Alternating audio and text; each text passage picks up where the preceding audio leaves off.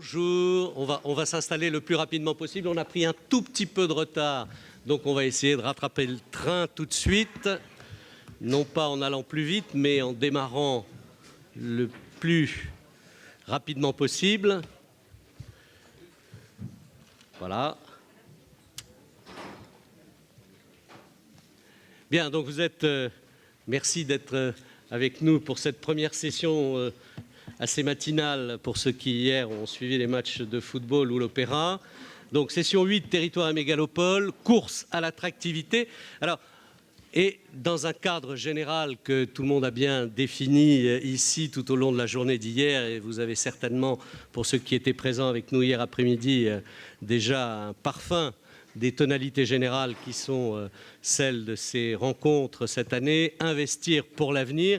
Et c'est dans ce cadre qu'on va essayer de s'exprimer à travers le prisme de l'attractivité des grandes villes, des très grandes villes, ou peut-être l'avenir est-il dans les toutes petites villes. Nous le verrons avec nos intervenants. L'avenir des grandes villes, ces fameuses mégalopoles, est-ce qu'il y a une taille critique pour une ville ?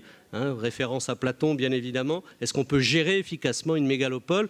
Et là, on a beaucoup de chance puisque nous avons un intervenant qui a été conseiller de la présidence au Mexique et qui donc connaît bien la ville de Mexico. S'il y a une grande ville à gérer, c'est bien Mexico. Est-ce qu'on peut être compétitif, attractif, au-delà d'un seuil de congestion? Et on prendra peut-être Paris. Et là, nous avons la chance d'avoir Pierre Mongin qui, avec la RATP, nous fait... plus ou moins bien circuler tous les jours à Paris, parfois bien, parfois un peu plus difficilement. C'est un peu cavalier. Non, parce que, voilà, pour ceux, en tout cas, je parle pour mes camarades et moi-même qui, de temps en temps, avons un peu de difficulté. Comment définir un cocktail d'attractivité? Eh bien, on a la chance aussi d'avoir Pierre-Antoine Galli, qui lui représente la Chambre de commerce et d'industrie de Paris, et il nous dira quels sont les ingrédients de tout cela. Cette session, nous avons un avocat qui nous donnera évidemment des pistes aussi sur ce que nous pouvons envisager dans ces grands conglomérats. Et cette session a été organisée, préparée, tenue en main par Hippolyte Dalbis du Cercle des économistes. Et cette session sera introduite par Saskia Sassen de la Columbia University. Donc je place tout de suite la parole à Hippolyte qui va poser le débat. Merci Christian. Donc on est sur une session sur la ville. C'est très lié finalement au thème général de ces rencontres. Je laisse les gens rentrer un petit peu. Voilà. Donc on est très lié au thème général parce que le thème général est sur l'investissement et pas besoin d'être un grand historien pour savoir que d'une certaine manière la ville est le premier investissement qui a été fait. À partir du moment où les gens ont construit des palissades autour de leur maison, ces palissades qui deviendront les murs, ces murs tellement symboliques des villes, finalement on est en présence d'un des premiers investissements publics. Alors, la ville reste encore aujourd'hui un réceptacle de beaucoup d'investissements en infrastructure. On va discuter de ces choses-là. Bien sûr, des ponts, des transports, des routes, mais aussi un réceptacle des investissements immatériels qui sont au cœur de l'économie de la connaissance. Donc aujourd'hui, on investit beaucoup en recherche, on investit beaucoup en capital humain, et tout ça se passe dans les grandes villes. Alors, il y a une espèce de cercle vertueux qui se passe. Finalement, la grande ville attire les talents et leur permet de se révéler. Donc elle leur donne cette opportunité, mais en se révélant, en réussissant, les talents vont faire rejaillir leur succès sur la ville qui va en profiter et donc attirer de nouveaux talents. Vous avez un système comme ça croissant qui fait que d'une certaine manière, on semble qu'il n'y a pas de limite à l'expansion des villes. Et d'ailleurs, c'est ce qu'on observe. La plupart la majorité maintenant des personnes sur Terre vivent dans une ville et il y a un nombre croissant de très grandes villes. Alors c'est assez cocasse parce qu'autour de cette table, nous habitons tous dans une mégalopole et nous venons à Aix qui est une petite ville pour parler de nos mégalopoles. Je pense que c'est assez révélateur. Il y a plusieurs questions que j'aimerais poser finalement sur lesquelles va porter la discussion au cours de ce panel. La première question porte un petit peu sur un mystère. On aimerait savoir pourquoi ça fonctionne, pourquoi il y a certaines villes qui marchent et d'autres qui ne marchent pas. Vous voyez, je prends l'exemple de la finance ou la finance de marché. Vous pouvez, à partir d'Aix, faire une transaction sur un marché financier. C'est extrêmement simple et relativement peu coûteux. Et pourtant, tous les opérateurs de marché, tous les opérateurs de financement de marché sont maintenant à Londres. Vous voyez, il y a même de plus en plus, il y a une attractivité des villes vers une activité qui pourtant pourrait être menée ailleurs. Alors donc la première question et le premier point que nous allons aborder, c'est quel est le mystère, quelle est l'alchimie qui fait que dans certaines villes ça marche et dans d'autres villes ça ne marche pas. Donc évidemment, la ville n'est pas seulement un réceptacle d'investissement, c'est pas seulement une place du marché, c'est beaucoup d'autres choses, c'est de la sociabilisation, c'est de la politique, c'est aussi des dégradations environnementales, c'est les gens qui se rencontrent, etc. Et donc, d'une certaine manière, on peut dépasser le simple cadre de l'investissement, qui est déjà une question complexe, mais on peut le dépasser en se posant la question de savoir qu'est-ce qu'une ville bien, tout simplement, quelle est la ville désirable, qu'est-ce qu'on veut. C'est la ville optimale. Donc c'est le deuxième point qu'on va essayer d'aborder au cours de cette matinée, et je vous engage à réagir pendant le temps de questions sur ce point-là. Et alors, bon, il y a beaucoup d'auteurs qui ont réfléchi à cette ville idéale, à cette ville désirable, parce que c'est un objet qui fascine. Et à partir du moment où on essaye de définir ce que c'est que cette ville désirable, il me semble que la question tout à fait naturelle qui viendra, c'est est-ce qu'on peut faire quelque chose, d'accord ? Est-ce que le politique, est-ce que les entreprises, est-ce que les associations, est-ce que les citoyens peuvent faire quelque chose pour modifier la ville ? Ou est-ce que, de toute façon, c'est un espèce d'énorme magma qui avance tout seul, sur lequel on a assez peu de prise ? Voilà donc la troisième question simple que je souhaiterais qu'on aborde au cours de cette matinée. Je vous remercie.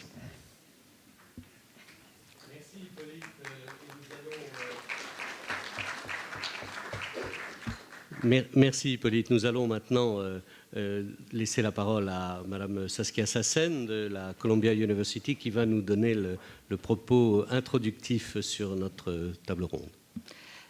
Yes, thank you very much. I do understand French. Je peux parler en français, mais je veux parler en anglais parce qu'il y a seulement 5 minutes et moi, j'ai besoin de heures.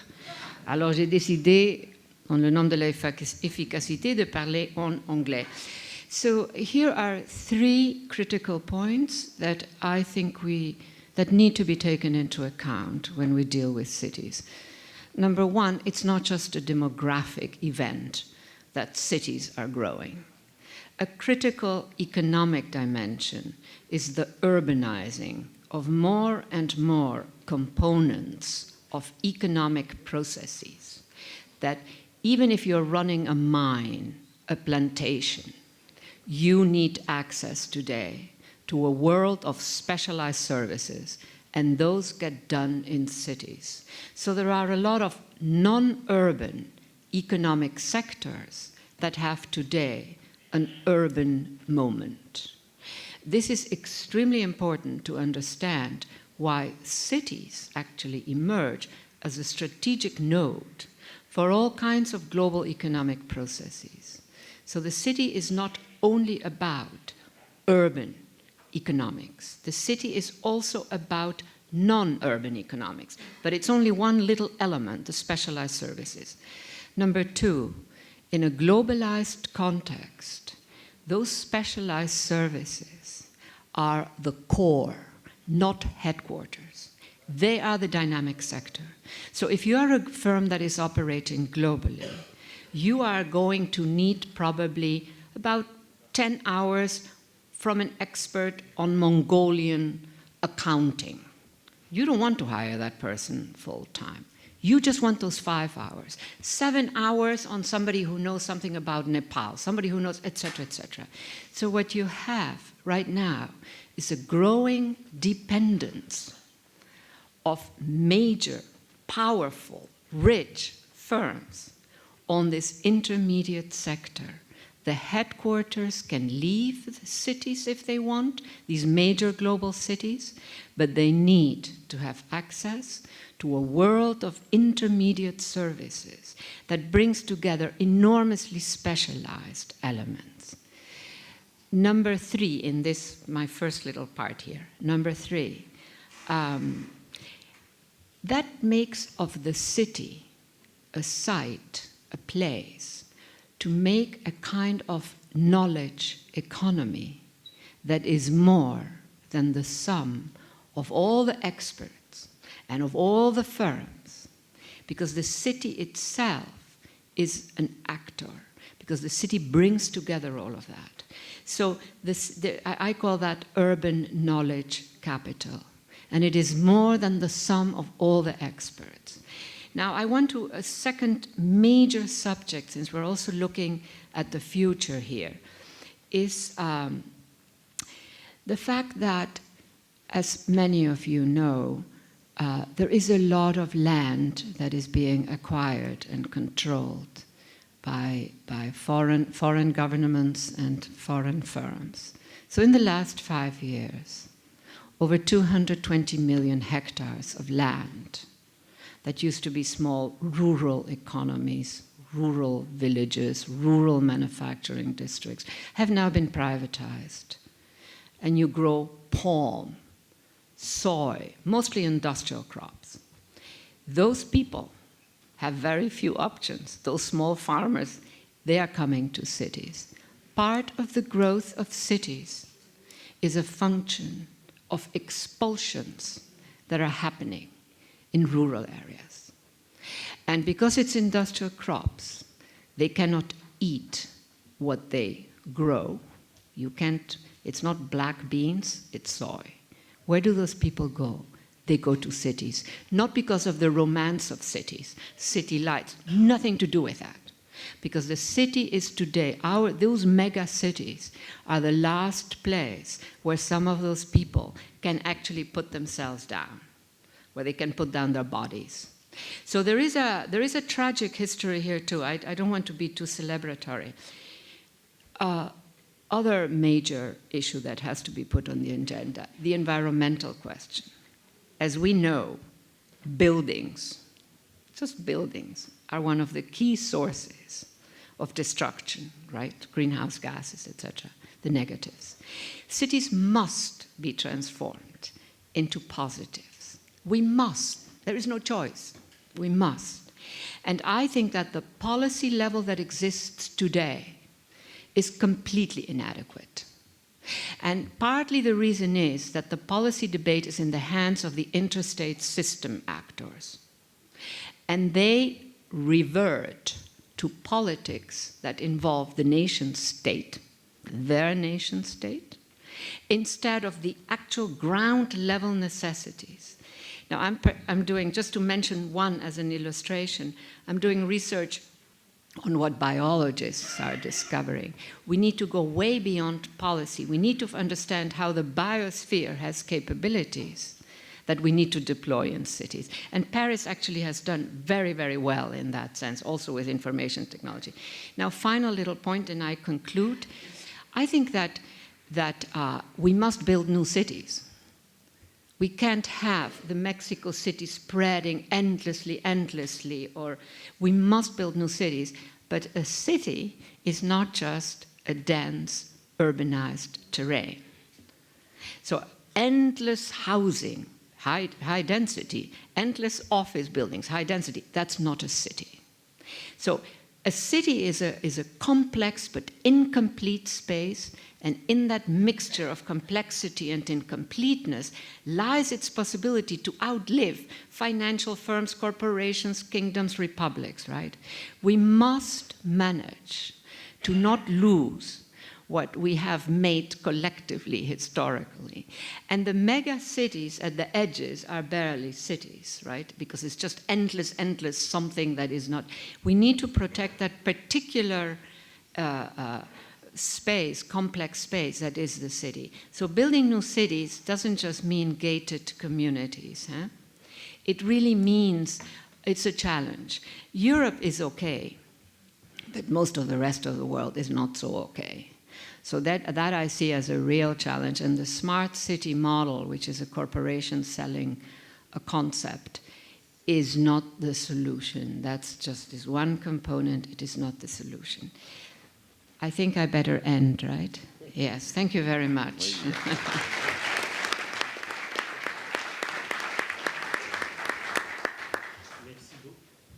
Merci beaucoup, Saskia, pour nous avoir ouvert des horizons dont beaucoup probablement n'étaient pas aussi précisés dans notre réflexion collective. Et je suis sûr que Pierre-Antoine Galli, qui, au titre de la Chambre de commerce de l'Île-de-France, est confronté quotidiennement justement à ces complexités, à ces difficultés d'appréhension des trois grands éléments que vous avez évoqués à l'instant, va pouvoir lui aussi nous donner l'appréhension d'un homme de terrain sur une grande ville comme celle de Paris, où apparemment Saskia nous dit qu'on a quelques atouts compétitifs, en tout cas dans la construction de cette ville assez ancienne et si moderne. Bien, bonjour. Ce qui intéresse le président d'une chambre de commerce comme celle de Paris, c'est le développement économique. Pourquoi ? Pas seulement pour que les entreprises croissent, mais surtout pour qu'elles puissent de plus en plus employer et être en cela de puissants facteurs de cohésion sociale. Donc c'est le point de vue que je tenterai d'exprimer en rappelant que finalement une métropole, c'est quoi ? Un certain nombre de ressources, au premier chef les ressources humaines, une géographie, cela nous amènera rapidement, parce que Pierre Mongin le fera derrière moi, à parler d'infrastructures et de transport, et puis comment faire en sorte que tout ceci, comme cela a été le cas depuis quelques siècles maintenant à Paris, que tout ceci soit innovant. À Paris, on parle souvent de luxe, de romantisme, de culture. On ne dit pas que nous avons une des meilleures écoles mathématiques mondiales. On ne relie pas cela avec l'importance de nos études de médecine. On oublie de dire que nos juristes sont parmi, là aussi, les meilleurs mondiaux.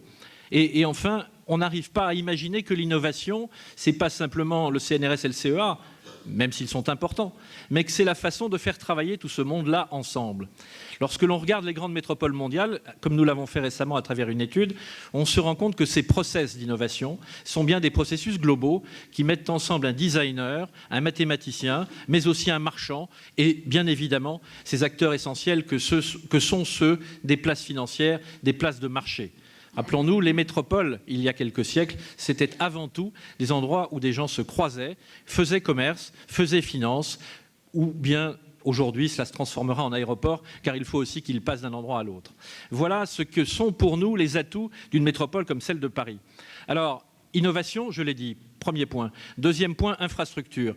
Il n'y a rien de possible si l'on ne gère pas le foncier, et Madame Saskia vient de le dire, de façon harmonieuse, de façon à ce que nous puissions aller d'un point à un autre, mais que dans ces points, on y retrouve du travail, de l'habitation, des loisirs et des infrastructures à destination collective. C'est ce qui est en jeu autour du schéma du Grand Paris en ce moment. C'est ce qui est en jeu autour de ce formidable projet qu'est le système de transport, mais non pas vu simplement comme un système de transport, vu également, encore une fois, comme un système d'aménagement du territoire global, en n'oubliant surtout pas la capacité en logement. Et lorsque l'on parle de logement en France, c'est bien entendu pour parler de logement social, nous parlons aussi très très souvent de logement intermédiaire, car c'est le cœur des gens qui travaillent dans les entreprises qui nous ont été confiées. Infrastructure, innovation. Je réponds à une des premières questions de M. Dalby. Que pouvons-nous faire ? Il est très simple d'imaginer que des politiques en lien avec de grandes entreprises, travaillent ensemble. Je n'abuserai pas du terme partenariat public-privé, mais il y a des infrastructures qui peuvent se construire selon ces schémas-là. Et encore une fois, c'est une des responsabilités d'un drôle d'animal comme une chambre de commerce, un établissement public géré par des chefs d'entreprise privés, donc quelque chose de parfaitement hybride que de construire ce type d'infrastructure. C'est comme cela que nous avons doté depuis 40 ans Paris d'infrastructures en matière de congrès et salons, en bâtissant Villepinte en partant d'un champ de pommes de terre et en bâtissant le Palais des Congrès en partant d'un délaissé au bord du périphérique, et ce sans argent public. Donc il est possible d'avoir des mélanges vertueux. On les a un peu oubliés, on a oublié le temps long, on a oublié que le métro de Paris s'était financé avec des emprunts à 80 ans, si ma mémoire est bonne, et qu'aujourd'hui, on devrait, compte tenu de ce qu'est la courbe des taux, pouvoir le refaire. EDF a récemment emprunté à 100 ans. Je ne vois pas très bien pourquoi on ne saurait pas le faire dans d'autres infrastructures. Et cela semble être complètement sorti du débat à l'heure où les financements du métro du Grand Paris semblent poser quelques difficultés. Voilà ce que je voulais dire rapidement dans ces 4 ou 5 minutes qui nous étaient confiées. J'ajouterais que cette idée de création, innovation, aussi bien culturelle que scientifique que technique, finalement, elle portait un nom il y a quelque temps de cela. Ce nom faisait que Paris était appelé Ville Lumière.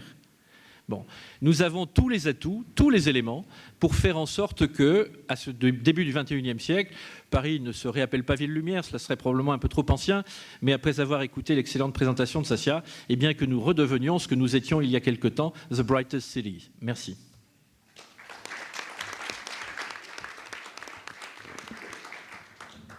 Bien, alors la cité des Lumières, la cité la plus lumineuse, la plus brillante du XXIe siècle, pourquoi pas.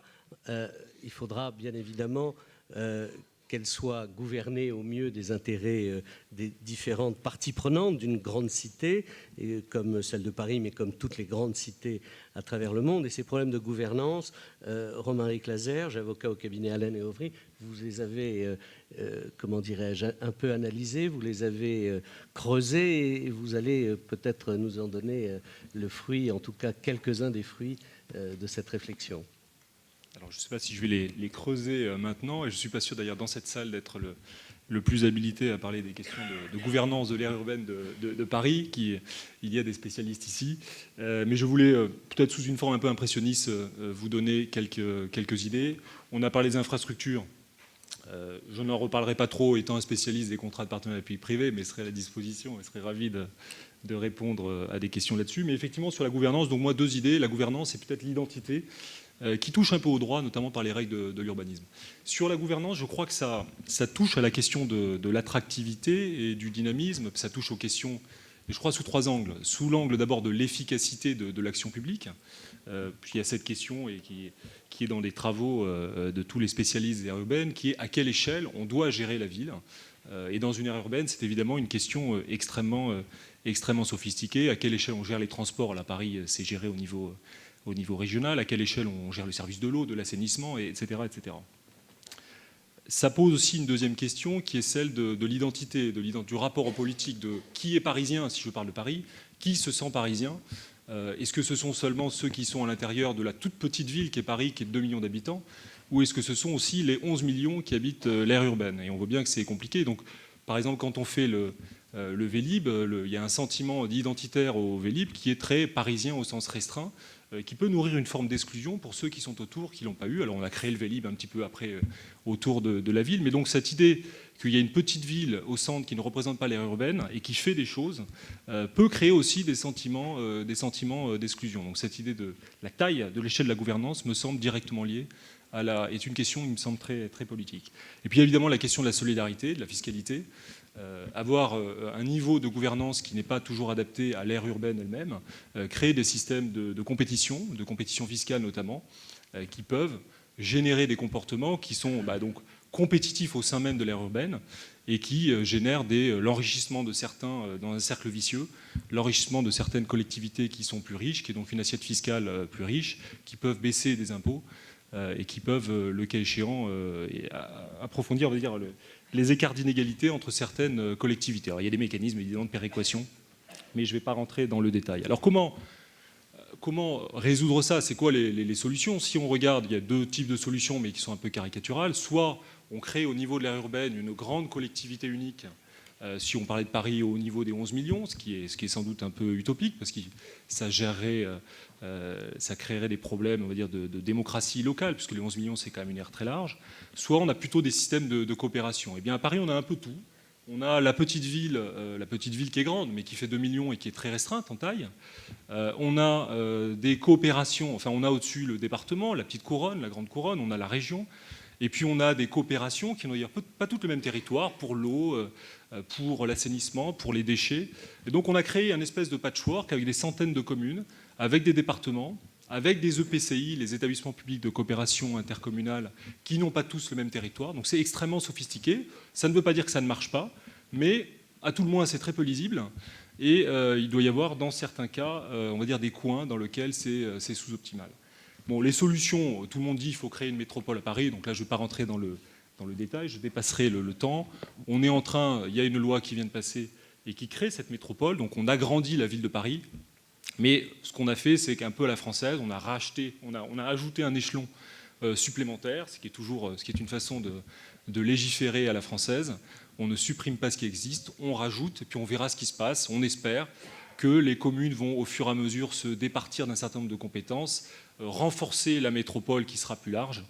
Et on verra ce que ça donne, mais il y a évidemment un grand nombre de freins à une logique un peu optimale, des freins historiques, puisque les collectivités qui sont autour de Paris ont elles-mêmes une identité, des freins corporatistes probablement. Tout ça renvoie à des questions extrêmement complexes de transfert de personnel, de transfert de politique publique.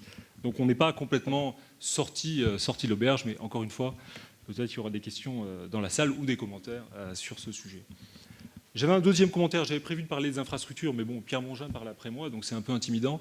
Donc j'en parlerai peut-être après, s'il y a des questions. Mais j'avais un commentaire qui a rien à voir, et donc un peu sous une approche impressionniste, qui est l'identité d'une collectivité. Comment, je crois que c'est un facteur d'attractivité aussi, quelle est l'image, comment se conçoit une collectivité, et comment elle se projette à l'international. Est-ce qu'elle est en mouvement? Est-ce elle se regarde elle-même, un peu nombriliste? C'est totalement anecdotique, pas du tout juridique, donc je sors tout à fait de mon rôle d'avocat, mais je me souviens de la candidature aux Jeux Olympiques de Paris en 2004. Parmi les raisons, et il y en a bien d'autres, sans doute moins dignes, qui ne sauraient être dites dans un amphi, mais parmi les raisons, il a pu être dit que Paris avait fait une campagne un peu nombriliste, un peu tournée vers elle-même, un peu tournée vers le passé, tournée sur son histoire, quand Londres, grande ville, cosmopolite, était tournée vers le monde. Ce qui me renvoie à un commentaire sur une actualité juridique assez récente, où le tribunal administratif de Paris, certains d'entre vous, Madame Sasken, peut-être ça vous a échappé, et on vous excusera, le bâtiment de la Samaritaine, je pense que certains ont entendu parler de cette histoire, des architectes japonais, donc on est en train de réhabiliter ce très beau bâtiment qui est rue de Rivoli à Paris, et les architectes japonais ont fait une architecture que certains peuvent trouver belle, que personnellement je trouve assez élégante, avec une façade en verre sur la rue de Rivoli ondulante. Et tout ça est arrivé au tribunal administratif de Paris, qui, sur une approche extrêmement subjective, est allé expliquer que tout cela apparaissait, ce sont les termes du tribunal, apparaissait dissonant avec la perspective esthétique de la rue de Rivoli. Et donc le permis de construire a été annulé. Et il y a là, on verra bien ce qui se passera le cas échéant en cour administratif d'appel, mais au-delà de ça, il y a là, on voit bien une tension au sein de Paris, mais qui est entre cette volonté de conserver le patrimoine et d'avancer, d'être audacieux. Et tout ça, je crois, quand même un rapport avec l'image que Paris se fait d'elle-même. Bien, merci beaucoup. Mais merci Romaric. Évidemment, Romaric, en bon avocat, pose beaucoup de problèmes sur lesquels nous allons, je pense, rebondir tout à l'heure. Le Grand Paris, vous aurez un interlocuteur avec Pierre-Antoine Gailly, qui est, je crois, un grand défenseur du Grand Paris, et en tout cas un bon analyste du Grand Paris.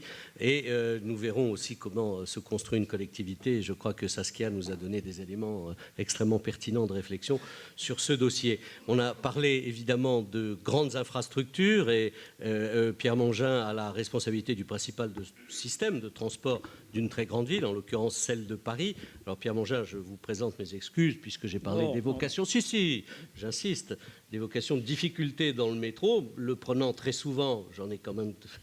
C'est pour ça que je me suis permis cette petite, comment dirais-je, pique qui était plus amicale qu'autre chose. Donc je ne voudrais pas que ce soit mal interprété sur le système et le réseau des transports parisiens. Donc la RATP a quand même la vertu de transporter des millions de personnes toutes les semaines.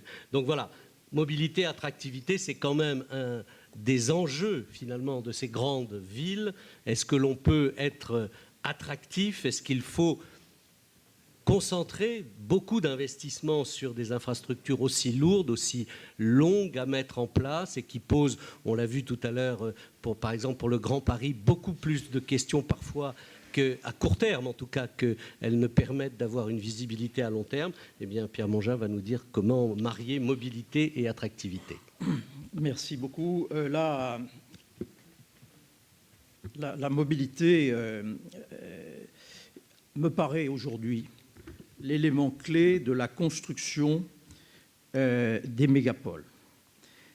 Au fond, ça répond à la question de M. Dalby, comme à celle posée par Mme Sassen. Qu'est-ce qui va en réalité constituer un élément pour, dans ce rassemblement de population qui émerge partout aujourd'hui à la surface de la planète, créer une structure, créer en réalité une épine dorsale pour organiser cette ville, qui sans ça va filer vers un étalement mou et en réalité non maîtrisé. Le meilleur instrument, c'est indiscutablement une structure et un réseau de transport. De ce point de vue-là, le transport est aussi un élément mesuré par tous les acteurs économiques mondiaux avec la plus grande attention lorsqu'ils déterminent leurs critères d'attractivité pour la mégapole. Si on prend les classements, parce qu'on est un peu dans le dénigrement facile, nous avons en réalité une position avec la région parisienne. Je parlerai de la région parisienne, si vous permettez, pour fusionner le mot de Paris avec celui de la région, qui me paraît la bonne échelle. Alors là, je m'exprime comme un citoyen. 12 millions d'habitants, aujourd'hui, c'est la taille, en réalité, de cette région parisienne, ou de ce Paris-Région, comme vous voulez, qui constitue la réalité économique et démographique et humaine de cette entité. Des classements mondiaux viennent de sortir très récemment. Ces classements situent en réalité Paris, chaque fois, à un niveau très élevé dans l'attractivité mondiale. Le classement qui est sorti il y a 6 mois de PwC mettait Paris Région à la 6e place. Celui qui vient de sortir de KPMG est très intéressant parce qu'il est bâti sur 500 décideurs, patrons de groupes mondiaux, interrogés sur l'opinion qu'ils ont des différentes villes, place Paris à la 3e place mondiale, après Londres et New York. Et ce qui est très intéressant, c'est que dans les critères qui ont été analysés, ce qui vient en premier, le seul critère qui nous place en premier dans le monde, c'est précisément la couverture de nos transports en commun.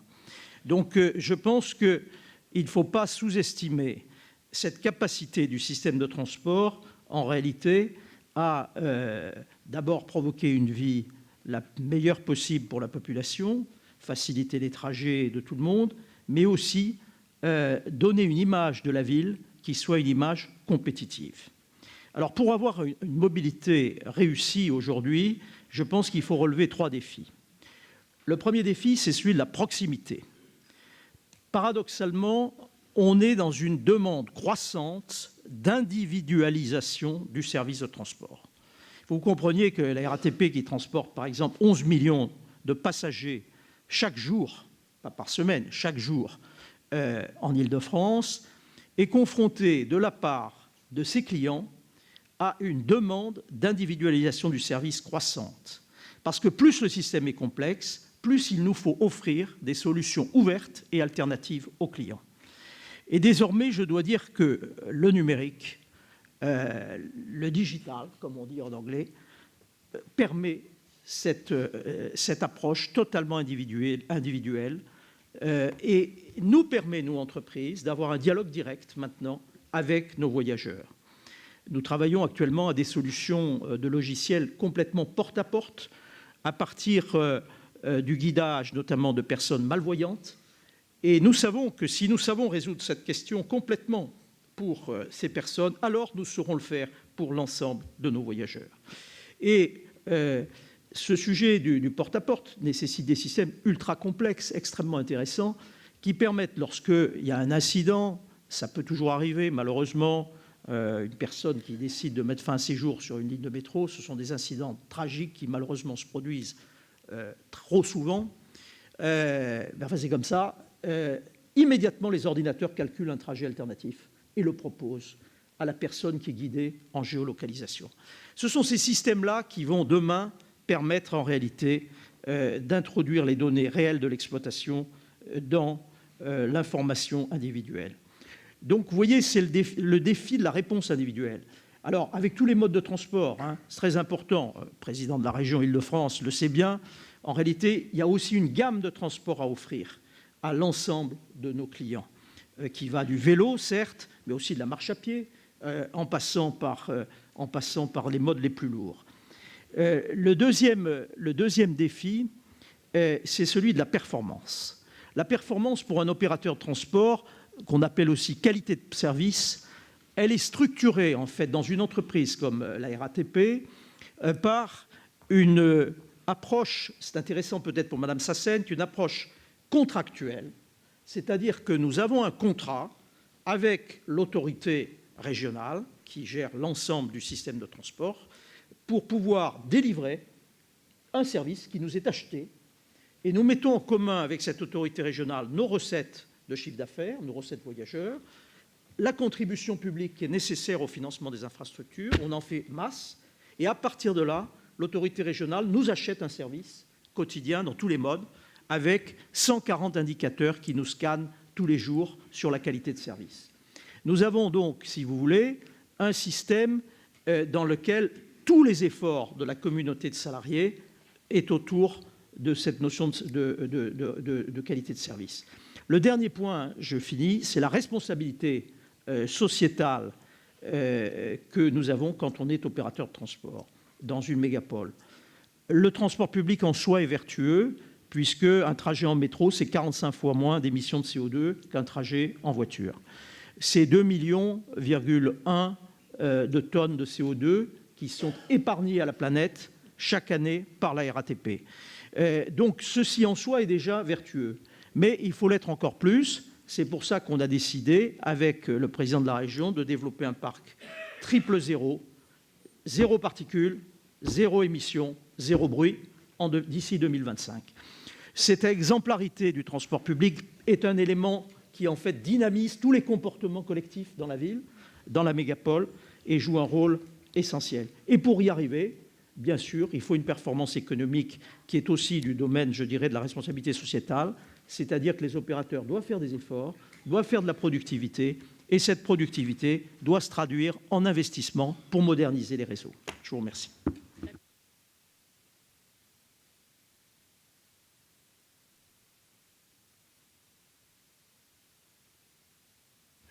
Triple zéro pour 2025, donc pour la région parisienne, pour son système de transport.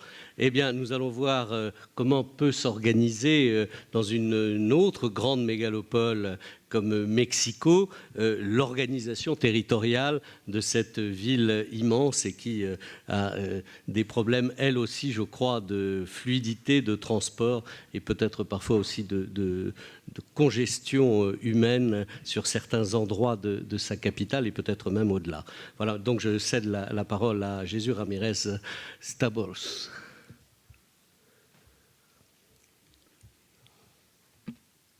Thank you very much for the invitation. Thank you to the city for bringing us these beautiful times here.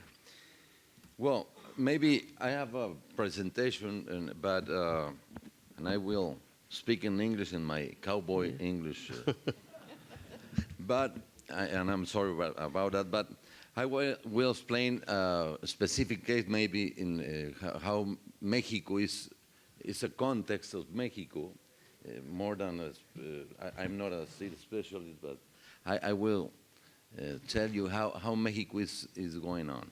But this moment is very special for Mexico and for investments, and the name of this conference maybe be of interest for you. Mexico, the President Peña Nieto have been done at least 10 great reforms in this government. He have a year and a half in the government, and they make, or we make 9 or even 10 great reforms. I will speak about the biggest ones or the important ones as the education reform, the telecommunication reforms, and the energy reform. By now in the Senate, this is 2 o'clock or 3 a.m., and they are approving the telecommunication reform. And, well, it will be transform Mexico in as a destination of investment. The education reforms. ¿Dónde está? Can you change to the? Well, the education reforms have been. It makes sense because we have a problem, like you said, in our cities. We have indigenous Indians people. We have, let me show you that we have 20 million people in Mexico City. Is an aspect or a context that will be very difficult to us, the services in Guadalajara, in the 5 great zones of Mexico, who have, they have at least 20 million in Mexico. Guadalajara is 4 million people. Monterrey is 4 million people. Puebla is 2 million people. And Toluca is 2 million people. That's great cities. Pues, as I said, with the new context of the reforms of the President Peña Nieto, will offer a good opportunities for everything. I mean, we will have a country, a new country with new opportunities, and well, I'm sorry about that, but I can explain and I can make emphasis in what I want to do. Nobody's speaking Spanish here. Sí, bueno, pero pues es que es mejor para mí el énfasis en español. Perdón. Sí, perdón. Because I learned English, I told you, watching cowboy movies. That's why. But, bueno, perdón por el español, pero me parece un tema muy importante plantear el contexto que tiene México en este momento, un contexto de una transformación muy importante.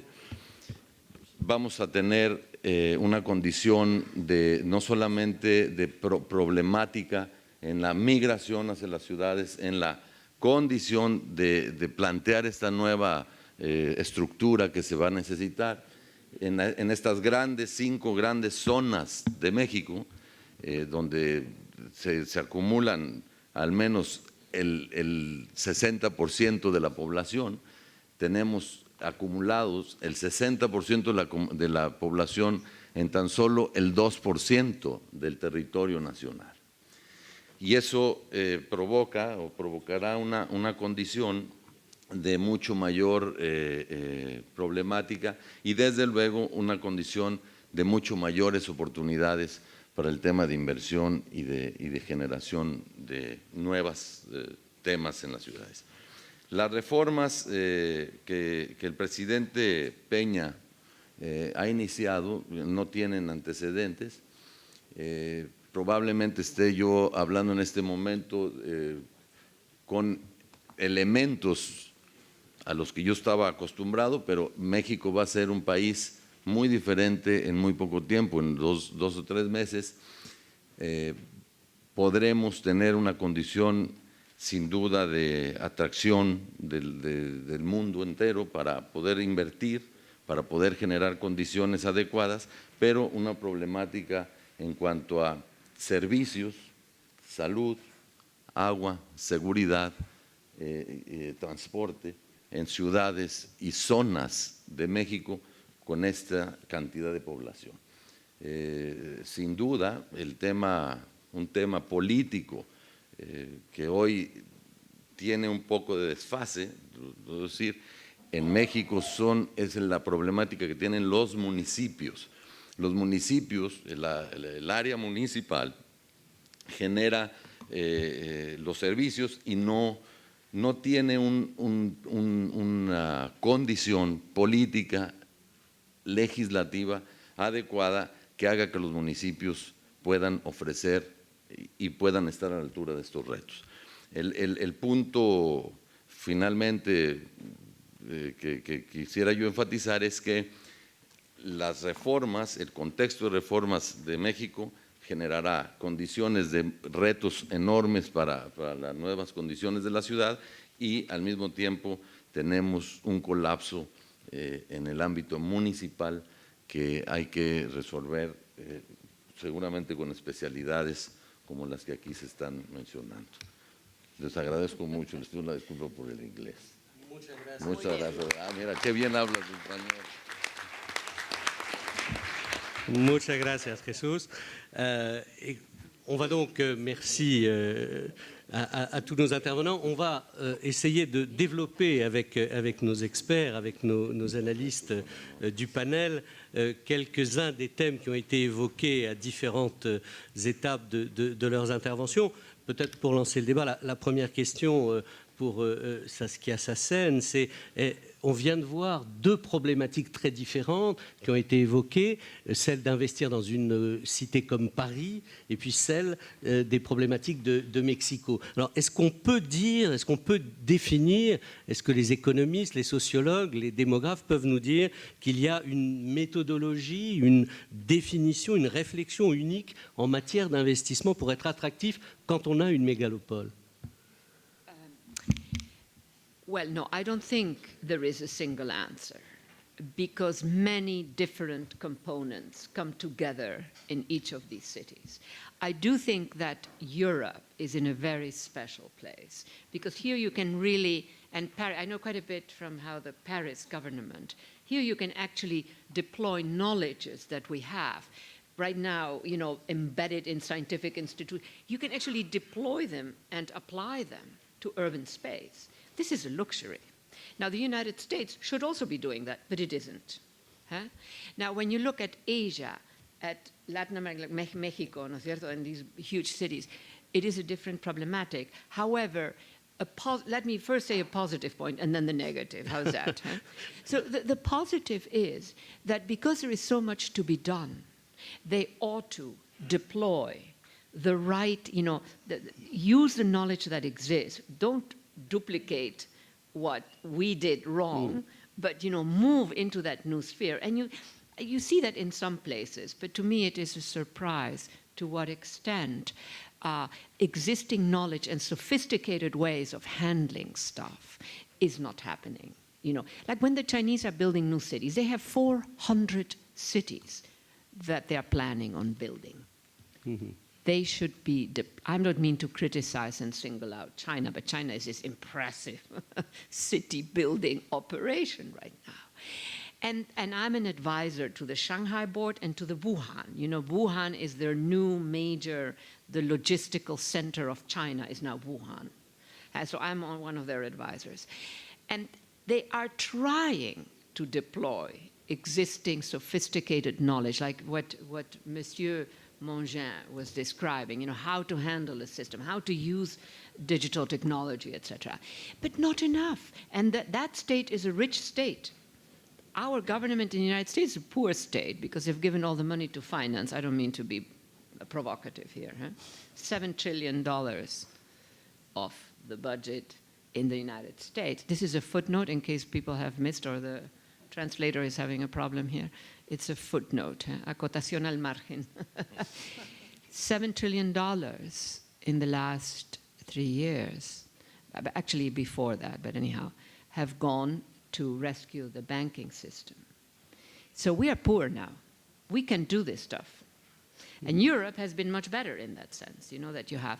So I think that there is a lot that can be done. However, I do think that there are core issues that we need to deal with, health, water, you know, in the big mega cities. But my main recommendation, well, 2 recommendations. Deploy existing knowledge that now is embedded in scientific institutions. Use it, apply it to the cities. And that should be happening everywhere new cities are being built. The second one is we need to build new cities. We cannot allow these endless stretches, you know, like Sao Paulo, Mexico City, Lagos. No, but don't build them just for the rich. Build a real city, which means that there are low-income, high-income. Abuja, for instance, you know, in Nigeria, you know what I'm talking about. That is a city a bit built for people with a significant income. Everything is more expensive. It's a very simple mechanism. That is a problem too. Did I answer your question a bit? Yeah. Okay. You did. That makes me feel good then. Est-ce que nos amis du panel souhaitent revenir sur cette question de méthodologie, de réflexion en matière d'investissement? Oui. Oui. Pierre-Antoine Galli. Madame Sassen, vous venez de l'évoquer. On parle beaucoup d'infrastructures matérielles. On ne parle pas assez d'investissement dans l'immatériel. knowledge, formation, éducation, qu'importe. Nous avons, et là je reviens sur Paris, des longueurs d'avance dues à l'histoire, dues à la culture, et ce n'est pas simplement des monuments à visiter, ce sont de jeunes talents, de jeunes cerveaux. Nous devons continuer d'en attirer, nous devons avoir des écoles ouvertes au monde, capacité d'attirer des étudiants étrangers. Les Français à l'étranger, ils partent tout seuls, donc on n'a rien à faire pour cela. Par contre, essayons d'obtenir de la réciproque, du sens inverse, faisons en sorte qu'ils y soient proprement accueillis. C'est une des responsabilités de la Chambre que l'on m'a confiée, dans le domaine du management notamment, mais ça n'est pas la seule.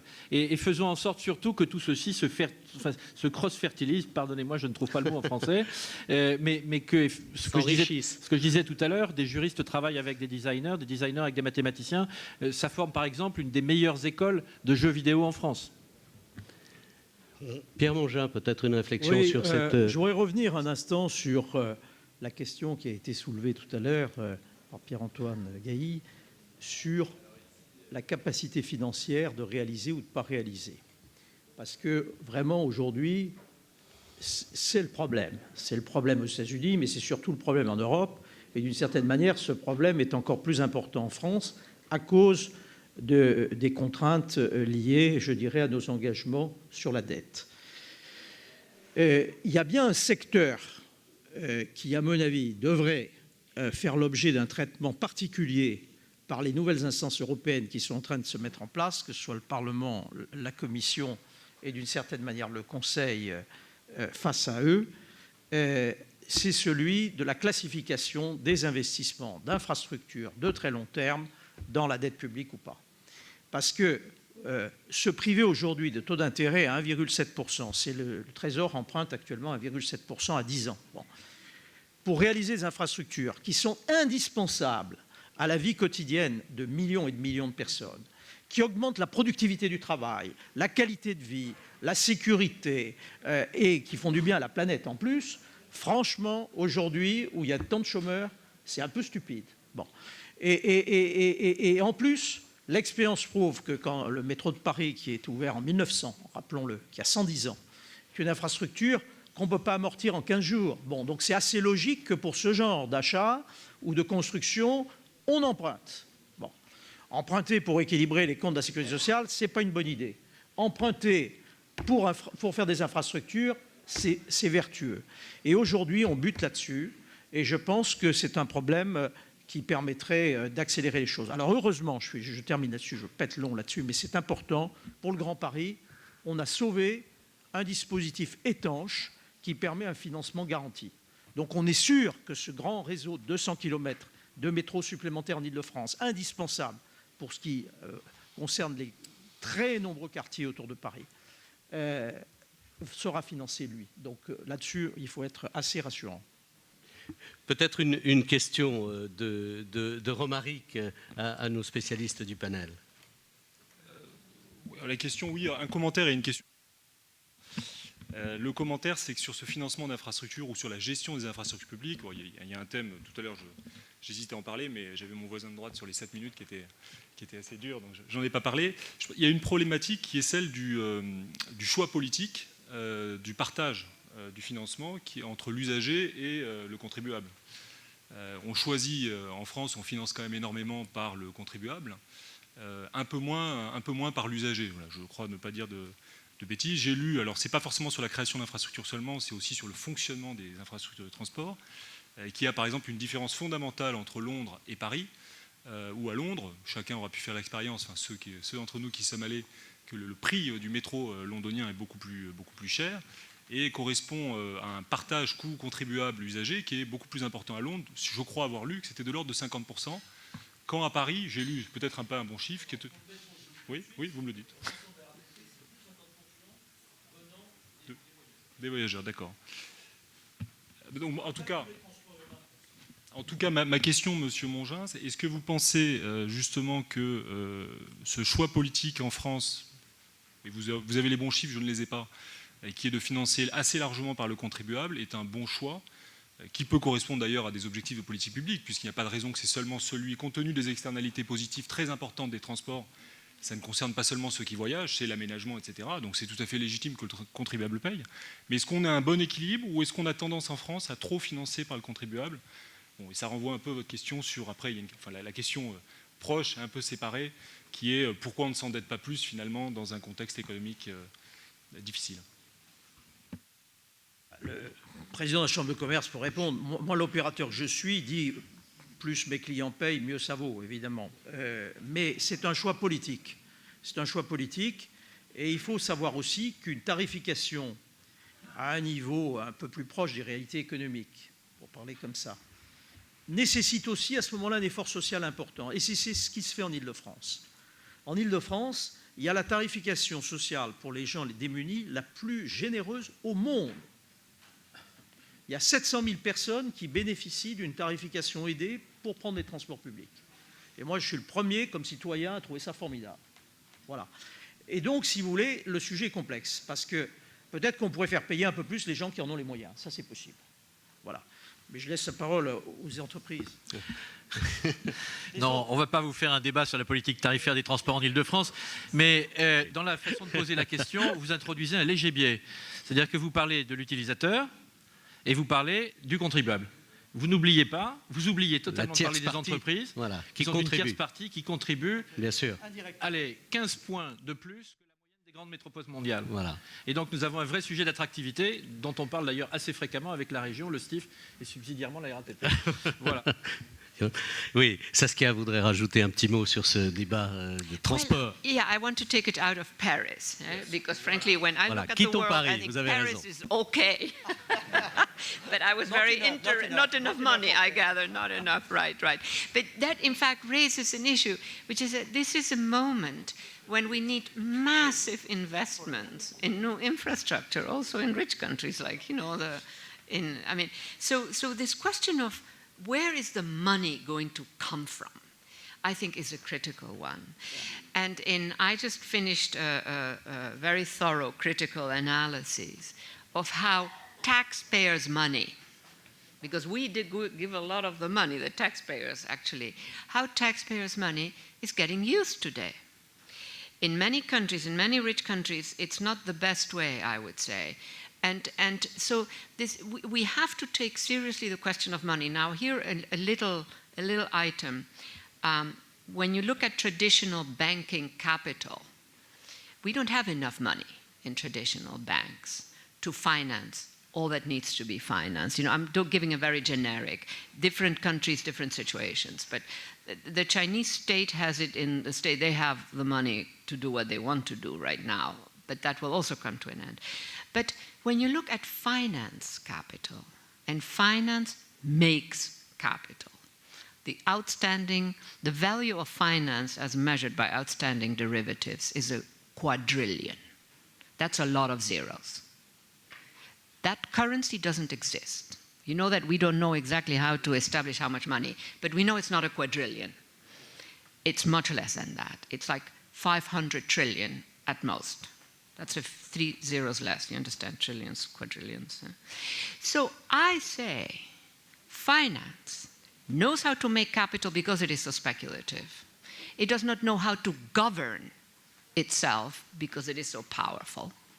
Here is where states and citizens need to gain literacy. They need to understand finance, not how financiers explain it to you, because then it's incomprehensible, but the way somebody like I explain it to you.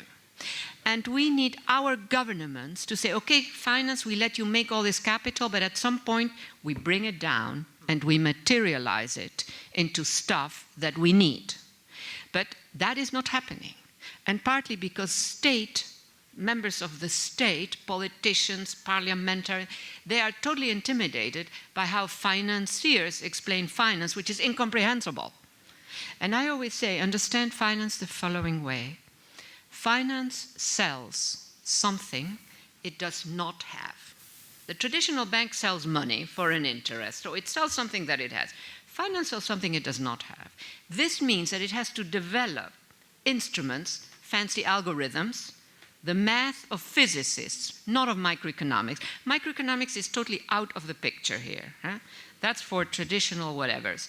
Anyhow, algorithms, instruments, in order to invade sectors that it can financialize, the grist for its mill.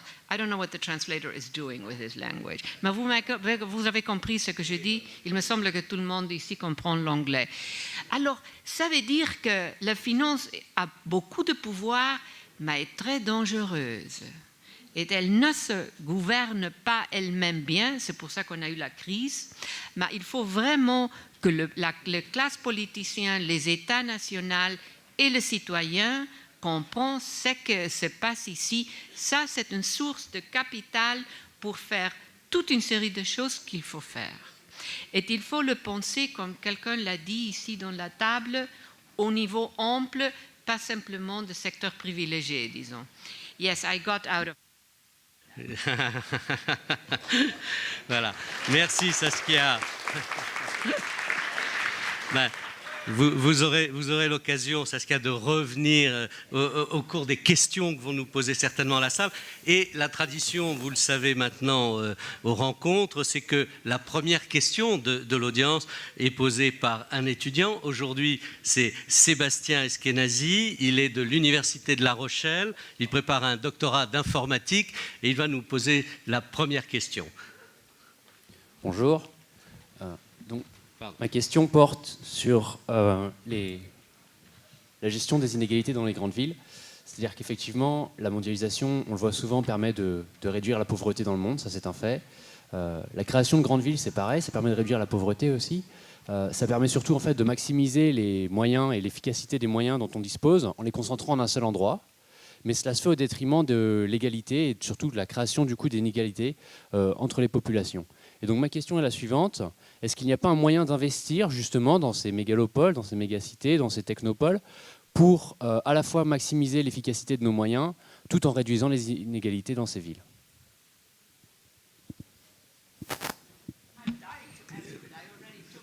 No, go ahead. Feel free. Well, I think that is But short. Yeah, short, right. That's a challenge.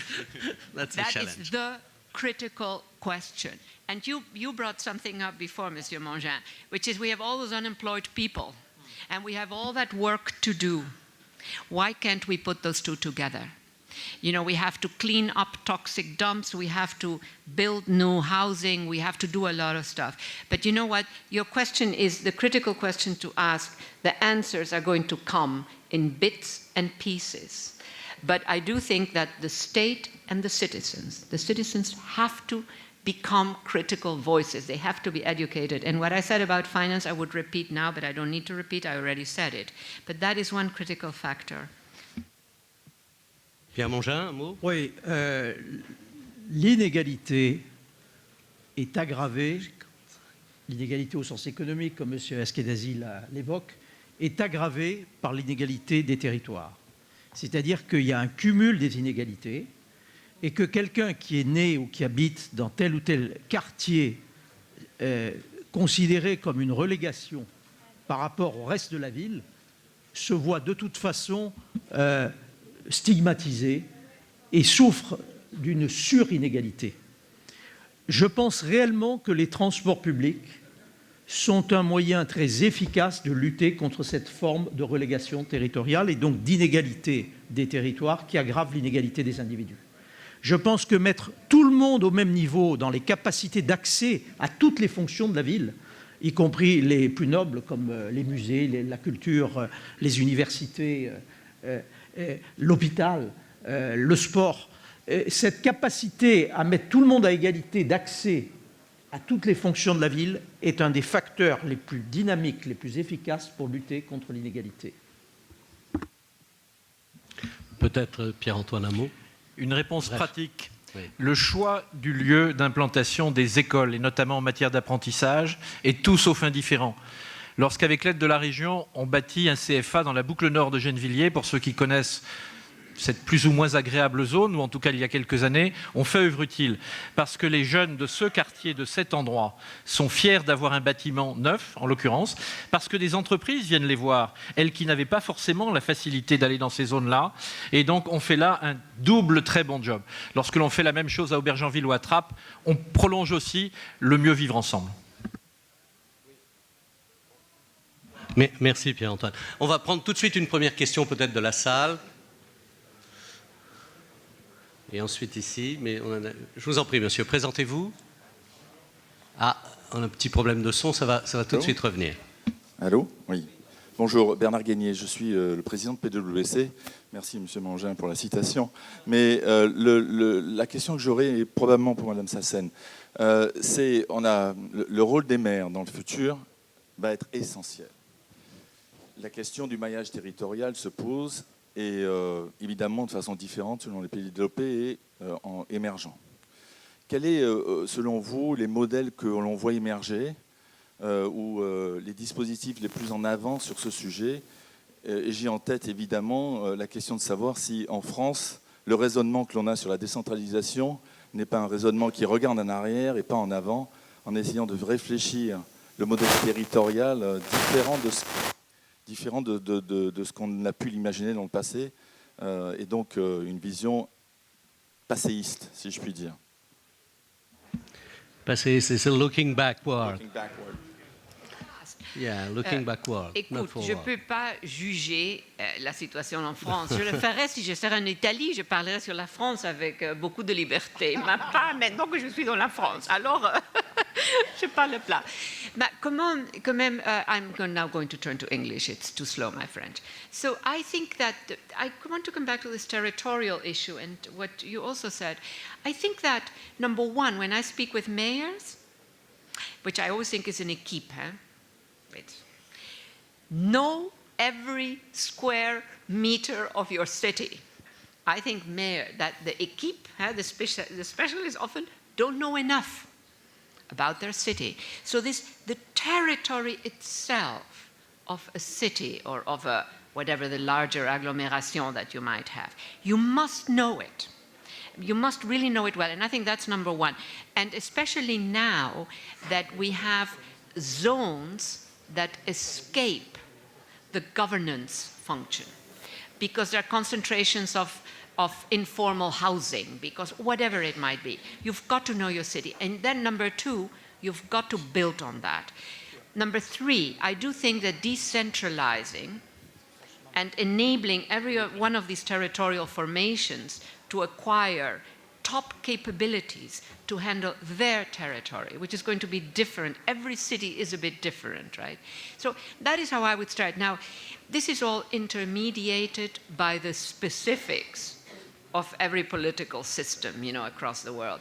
But I do think that we need to begin to think of, this would be a final point, of each territory as a zone for recirculating the consumption capacity of a city. If you have all franchises, on compris ça, franchises? Part of that consumption capacity is captured, and who knows where it goes? We need what you still have in France. You have a lot of locally owned shops, small banks. The United States, we killed 10,000 small banks in the last 12 years. Not good. Small bank recirculates. So there are multiple mechanisms that you build up, and thinking territorially, I like that, you see? And so, anyhow, yeah. Now, Jésus a un mot quand même sur cette organisation territoriale, parce qu'il est directement concerné par, et l'ampleur des problèmes dans les pays en plein développement comme le sien appelle aussi des réflexions. El punto que tocaba Saskia sobre el tema de financiamiento, se nos olvida que la globalización también genera una condición de competencia en las ciudades por el financiamiento, y que en condiciones de expansión o de descentralización de algunas ciudades, forzosamente caerá la descentralización en territorios donde se encuentran los municipios. Decía yo del colapso municipal. El caso de América Latina en general es así. Déjenme darles un ejemplo nomás para ilustrar el tamaño del reto. Nosotros tenemos un municipio en San Luis Potosí que su presupuesto anual es de $1,000,000 al año, y el recibo de la luz de ese municipio es de 1.500.000 pesos al año.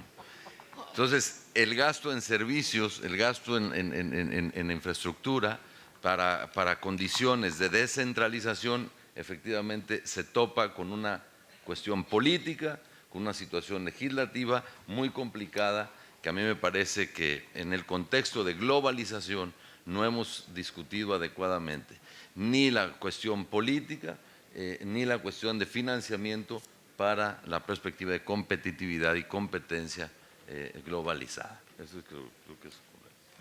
Merci Jésus. On me fait signe que le temps qui nous est imparti est écoulé. Il ne sera définitivement écoulé qu'après, bien sûr, la conclusion du coordinateur de cette session, Hippolyte Dalbis, qui va nous donner les mots de la fin de notre réunion. Merci beaucoup. Donc, je vais d'abord remercier les membres du panel. Muchas gracias, merci, thank you. Il y a beaucoup de choses qui ont été dites. Hein. Les villes sont, c'est un objet vraiment fascinant. Je vais essayer de résumer en quelques mots, en 2 minutes. La ville idéale, hein, la ville lumière, celle que tout le monde regarde, comment elle est. Évidemment, Pierre-Antoine Gailly nous a dit qu'elle est innovante, et ça c'est très important. Elle est innovante au niveau culturel, au niveau technique, au niveau des ingénieurs, il y a des choses à faire, et elle a de bonnes infrastructures qui permettent la mobilité. Pierre Mongin nous l'a rappelé. Romaric Lazerque nous a aussi dit que c'est une ville qui est tournée vers l'avenir. Bien sûr, il faut conserver son patrimoine, mais il faut ne pas hésiter à regarder son avenir.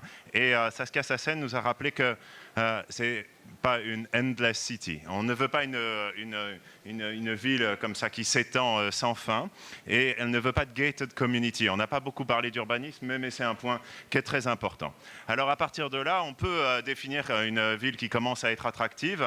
Monsieur Mongin l'a rappelé, Monsieur Gailly aussi. Il faut qu'elle soit bien gouvernée, bien organisée, et elle contient un élément qui est très important, et Saskia Sassen l'a rappelé, c'est que elle contient ces services intermédiaires spécialisés. Il y a cette compétence qui doit être présente, qui doit être au cœur de la ville, et c'est ça qui fait son attractivité. À partir de là, quelle politique? Qu'est-ce qu'on peut organiser? Qu'est-ce qu'on peut faire pour améliorer notre ville ou tendre vers cette ville idéale? Donc beaucoup de choses ont été dites.